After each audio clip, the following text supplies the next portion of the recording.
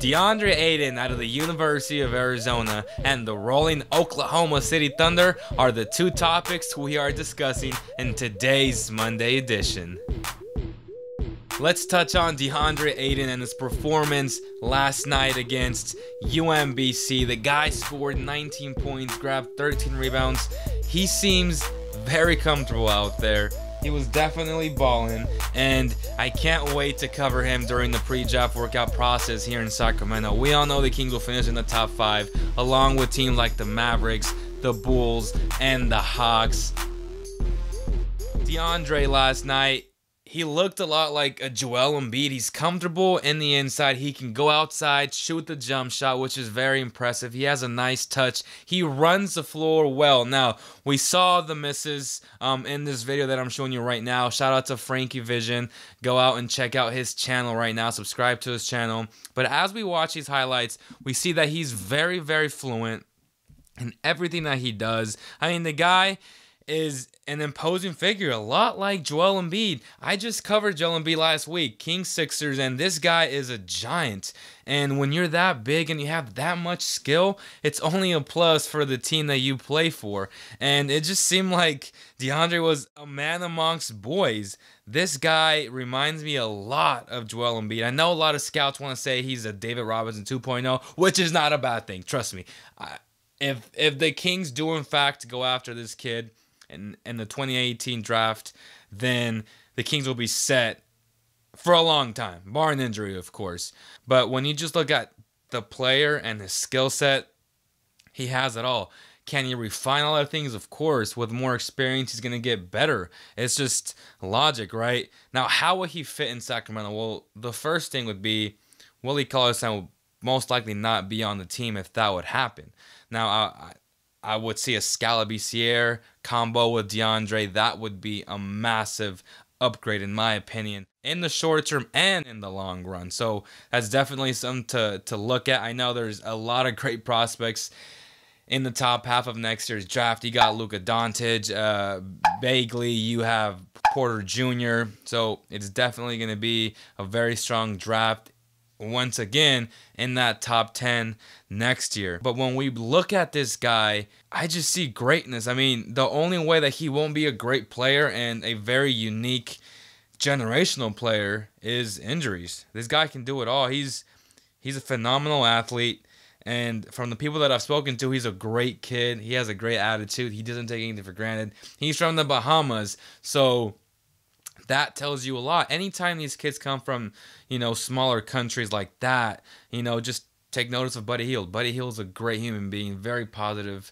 I remember the first day that I met Buddy Hield was the 2 days after the DeMarcus Cousins trade at the All-Star break, and you just sensed the positive vibes coming out of this kid. And again, talking to people close to him and in the Bahamas, it just seems like he's a great kid. He knows what he's all about, and I can't wait to actually meet and interview this kid. Let's talk about the Mavericks and how they would benefit. He would definitely take the throne from Dirk Nowitzki. I know Dirk can retire knowing that the franchise is in good hands with Dennis Smith Jr. and DeAndre Ayton. So that would be a nice combination for a lot of years to come. The Atlanta Hawks, if you put them next to John Collins, that would be a massive, crazy athletic front court. Maybe the most athletic front court in NBA history, because John Collins is a bunny. The guy has bunnies. He jumps very high. He's a massive athlete, and his game is only going to get better. The last team is the Chicago Bulls. You put them next to Lauri Markkanen, and oh my gosh, you have the inside, the outside.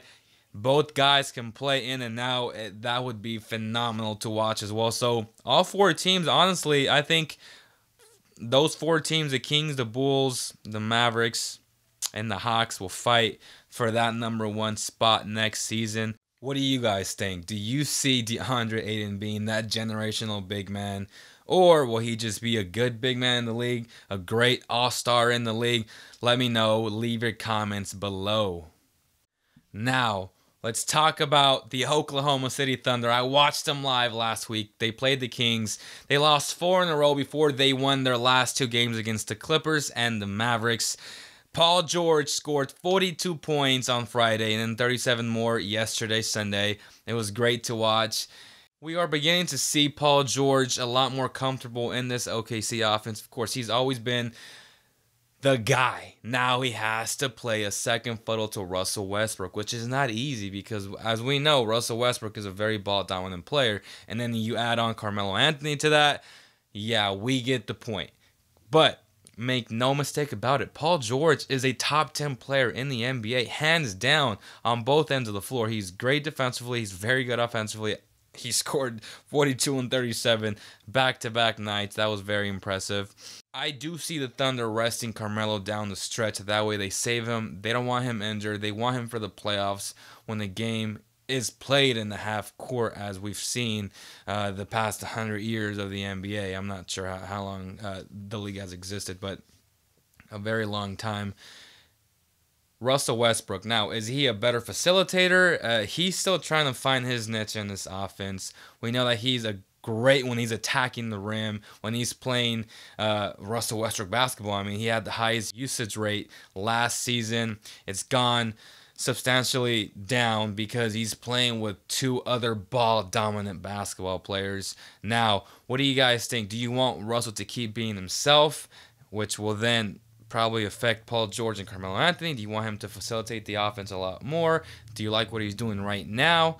What do you guys think? Are the Thunder a serious contender to beat the Warriors in the Western Conference? I don't know yet. I still have to see more. I know the Heat took a while for them to get together and really mesh, which is Dwayne Wade, Chris Bosh, and LeBron James.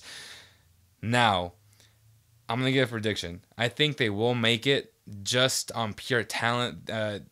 Paul George, to me, is one of the best players in the league, and of course the reigning MVP is too. So when you have these two guys together, and if they play at their highest peak, which is very, very possible, then yeah, I do see them contending against the Warriors, but losing to the Warriors because the Warriors are just so damn good. Unless someone gets injured. If someone gets injured like a KD or even a Draymond Green, then it's a whole different story. Then I definitely see an upset in the making. But until that happens, the Warriors are the top of the class of the NBA, no question about it.